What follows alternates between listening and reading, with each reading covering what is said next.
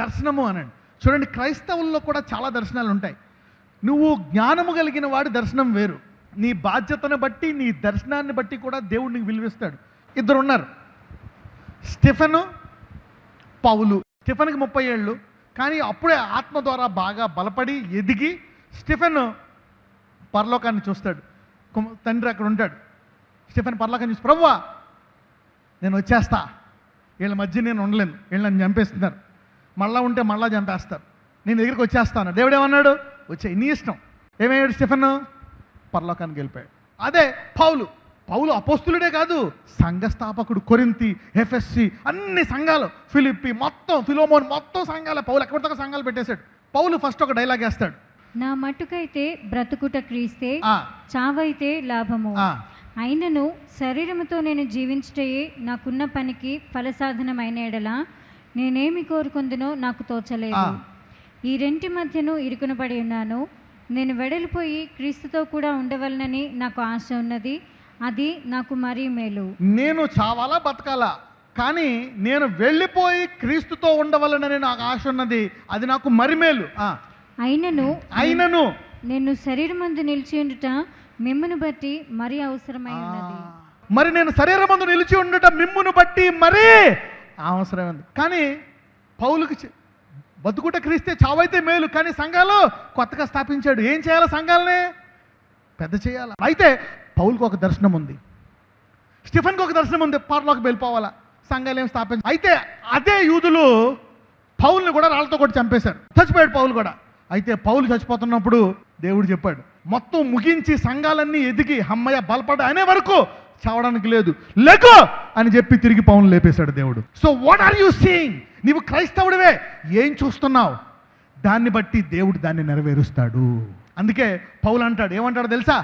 మంచి పోరాటము పోరాడి తిని, నా పనిని తుదముట్టించి తిని, అందరినీ పెద్ద చేశా.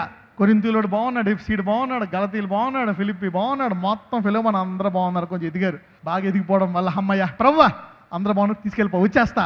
అప్పుడు దాకా ఎవరు ముట్టుకోలేదు. యేసుప్రభు వారిని ముందే చంపేద్దాం అనుకున్నారు. చంపరా? చంపలే. రాళ్ళతో కూడా చంపేద్దాం అనుకున్నారు. చంపరా? చంపలే. సిలువ మీద మరణించాలా, రక్తం కార్చాలా. అప్పుడు అంటాడు, ఇది సమాప్తము అనే వరకు ఆయన ప్రాణాన్ని ఎవరు ముట్టుకోలేరు. నీవు కూడా నేను ముగించే వరకు నా ప్రాణం కాపాడుకోవంటవా?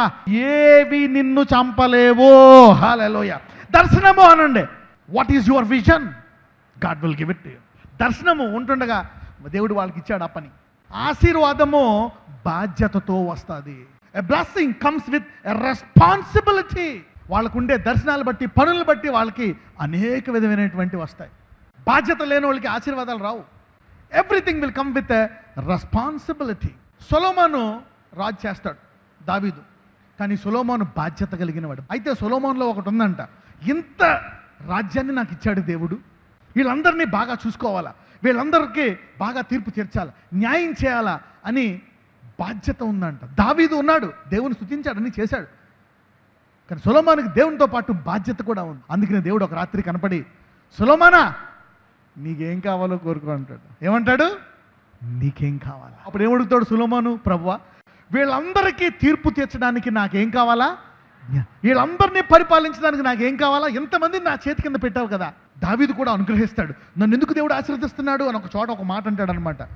ఇజ్రాయేలు మీద నన్ను అధికారిగా చేసినందుకు దేవుడు ఇజ్రాయేలు నిమిత్తము నన్ను ఆశీర్వదించాడంట. The responsibility will give you a blessing. నీ బాధ్యత నీకేం తీసుకొస్తుంది? ఆశీర్వాదం. ఎప్పుడైతే సొలొమోనులో ఈ బాధ్యత ఉందో, నీకేం కావాలా అంటాడు. దేవుడే వచ్చి నీకేం కావాలా అంటాడు. అంటే నువ్వు బాధ్యత కలబడివి కదా, నీకు జ్ఞానమే కాదు, జ్ఞానంతో పాటు ఐశ్వర్యము ఇస్తానంటున్నాడు. హల్లెలూయా. Everything comes with responsibility. Abraham అంటాడు, అబ్రహామా నిన్ను ఆశీర్వదిస్తా, కానీ బాధ్యత నీవు అనేక మందికి ఆశీర్వాదంగా ఉండాలా. I want to be a blessing to others. whenever you have a necessity, a responsibility, your blessing will come. ఇప్పుడు చెప్పండి, ఆశీర్వాదాన్ని కాపాడుకోవాలా, బాధ్యత కాపాడుకోవాలా? ఇప్పుడు పౌల్ని చంపేసినా సరే అతను తిరిగి లేచిపోవడానికి కారణం ఏముంది? పౌల్కి బాధ్యత. బాధ్యత కలిగిన వారిని మరణం కాదు కదా ఏ మనిషి, ఏ సైతానుడు ఆపలేడు.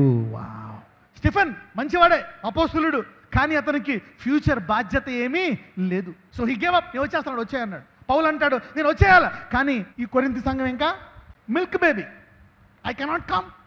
89:20 నుంచి దావీదుకి ఇచ్చినటువంటి వాగ్దానాన్ని ఇప్పుడు దావీదు జ్ఞాపకం చేస్తున్నాడు దేవుడికి. ఇలాగంటున్నావు, నా మీద ఎవరో నెగ్గరు, నేను ఎప్పుడు బ్లెస్సింగ్ అవుతాను, ఇలాగవుతా అలాగవుతా అని చెప్పి నువ్వు ఎన్ని రాసావని దేవుడికి జ్ఞాపకం చేస్తున్నాడు. చదువమ్మ. నా విశ్వాస్యతయు నా కృపయు అతనికి తోడయుండును, నా నామమును బట్టి అతని కొమ్ము హెచ్చింపబడును. నేను సముద్రం మీద అతని చేతిని, నదుల మీద అతని కుడి చేతిని ఉంచెదను. నీవు నా తండ్రివి, నా దేవుడవు, నా రక్షణ దుర్గము అని అతడు నాకు మొరపెట్టును. కావున నేను అతని నా జ్యేష్ఠ కుమారునిగా చేయుదును, భూరాజులలో అత్యున్నతినిగా ఉంచెదను. నా కృప నిత్యము అతనికి తోడుగా ఉండజేసేదను. శాశ్వత కాలము వరకు అతని సంతానమును, ఆకాశం ఉన్నంత వరకు అతని సింహాసనమును నేను నిలిపేదను. చూడండి, శాశ్వత కాలము. ఇప్పుడు ఈ వాగ్దానము నెరవేరాలంటే శాశ్వత కాలం అతని సంతానం ఉంటుందా? అతని పేరు గుర్తుంటుందా మనకు శాశ్వత కాలం? ఒక భిక్షగాడు యేసయ్యను ఏమని పిలుస్తాడో తెలుసా? దావీదు కుమారుడా. ఇప్పుడు దావీదు కుమారుడు ఎంతకాలం ఉంటాడు? దావీదు కుమారుడు యొక్క ఘనమైన పేరు ఎంతకాలం ఉంటుంది? అందుకని దేవుడు మాట ఇచ్చాడు దావీదుకి, నెరవేర్చేశాడు. శాశ్వత కాలం అతని సంతానాన్ని ఉంచా, కానీ నా కృపను అతనికి బొత్తిగా ఎడమ చేయను, అబద్ధికుడనై నా విశ్వాసతను విడవను. ఏంటి? నువ్వు తప్పు చేసినాడు, పిల్లలు తప్పు చేసినాడు, నేను ఆశీర్వదిస్తాను అంటున్నాడు దేవుడు. బాధ్యత పక్షపాతము అనండి. సౌలు కుమారులు అందరూ ఏమయ్యారు? చంపబడ్డారు. ఇక్కడ సౌలు కుమారులు తప్పు చేశారా? చేయలే.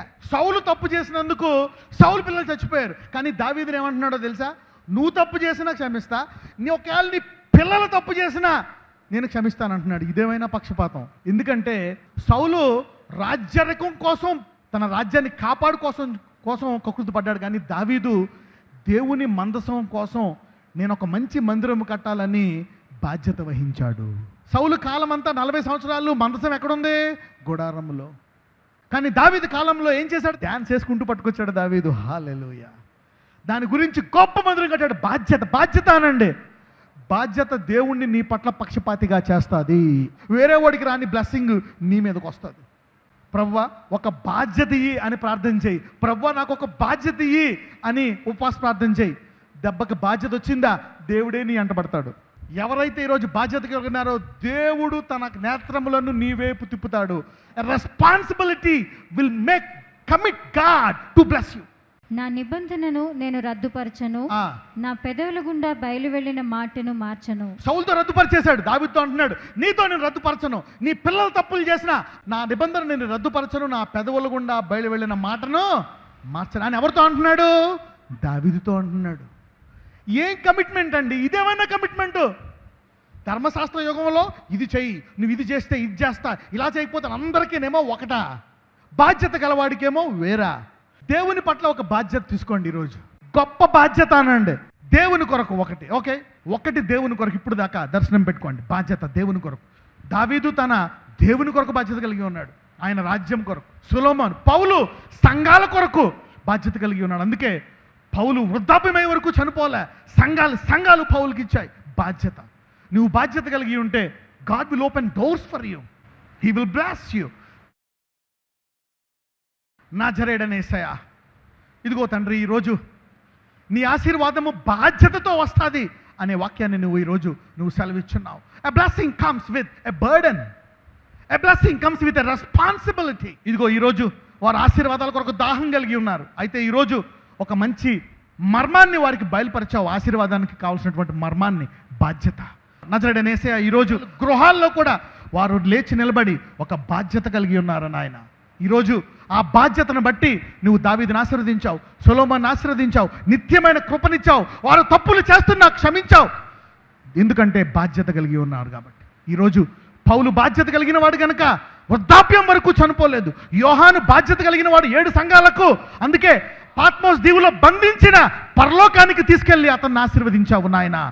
ఎవరు బాధ్యతను ఆపలేరు, అద్భుతాలు చేసేవాడు. కాబట్టి ఈరోజు బిడ్డలందరినీ బాధ్యతలతో వారి కుటుంబం పట్ల, ఇతరుల పట్ల, అన్ని పట్ల బాధ్యత వహించి ఆశీర్వదించమని నజరేయుడైన యేసునామమున ప్రార్థిస్తున్నాము తండ్రి.